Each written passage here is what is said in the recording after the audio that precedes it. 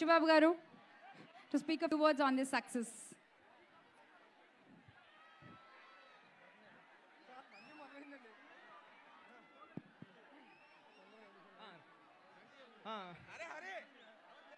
అందరికీ నమస్కారం అండి.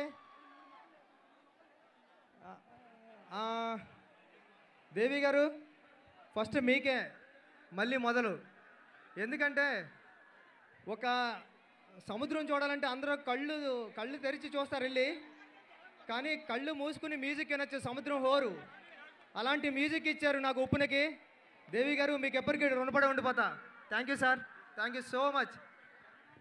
మా గురువు గారు సుకుమార్ గారికి, ఆయన ఎక్కడున్నా సరే ఆయన బ్లెస్సింగ్స్ ఎక్కువ ఉంటాయని, నా సక్సెస్ ఆయన సక్సెస్ అని నేను హ్యాపీ ఫీల్ అవుతున్నాను. Thank you Suku sir, love you so much sir.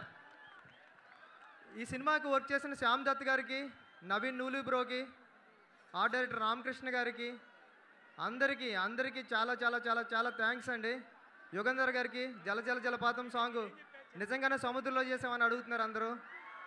Thank you sir, thank you so much sir, thank you sir. Charan sir, మీ గురించి చెప్పాలి. నేను కథ పట్టుకొని మా గురువు గారి దగ్గరికి వెళ్ళినప్పుడు, సార్ నాకు వైష్ణవ్ కావాలా అని అడిగాను. అడిగితే మనకి చిరంజీవి గారి దగ్గరికి వెళ్ళి అడుగుదామా సార్ అని అడిగా. మనకి చరణ్ గారి కన్నా ఎక్కువ క్లోజ్ ఎవర్రా, ఫస్ట్ నేను చరణ్ గారి షూటింగ్కి వెళ్దామని చరణ్ గారి దగ్గరికి వెళ్ళామండి. చరణ్ గారి దగ్గరికి వెళ్తే చరణ్ గారు ఏం చెప్పారంటే, బుచ్చి మా ఫ్యామిలీలో ఇంతమంది ఉండగా నన్నే ఎందుకు ఎన్నుకున్నావు నువ్వు అన్నారండి. మీకు కాదు సార్, ఇది మీ విష్ణు కోసం తెచ్చాను అంటే, అయితే రా అని ఆయన ఆ రోజు నుంచి ఇచ్చిన సపోర్ట్కి మర్చిపోలేనండి. ఎందుకంటే చిరంజీవి గారు అజర్బైజాన్లో ఉన్నప్పుడు కథ గురించి మాట్లాడినప్పుడు చరణ్ గారు అన్నారంట, ఆడు ఏం తీసినా బాగా తీస్తాడు నాన్న, వదిలేద్దాం వాడిని బుచ్చిని అన్నారంట. సార్, నీ లేనప్పుడు కూడా నా గురించి మంచిగా చెప్పినందుకు, నాకు ఈ సపోర్ట్ ఇచ్చినందుకు చాలా థ్యాంక్ యూ సార్. కిల్లార్ సతీష్ గారు చెప్పారు సార్ నాకు ఇది. Thank you so much sir. ఉప్పుని లాంటి క్లైమాక్స్ అని ఓకే చేయాలంటే దానికి గట్స్ ఉండాలండి. అది మెగాస్టార్ చిరంజీవి గారికి ఉంది కాబట్టి ఆయన మెగాస్టార్ అయ్యారు. ఈ సినిమా మెగాస్టార్ చిరంజీవి గారికి అంకితం.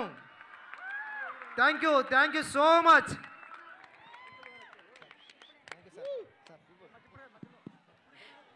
So now I request ఇలాంటి క్లైమాక్స్ ఓకే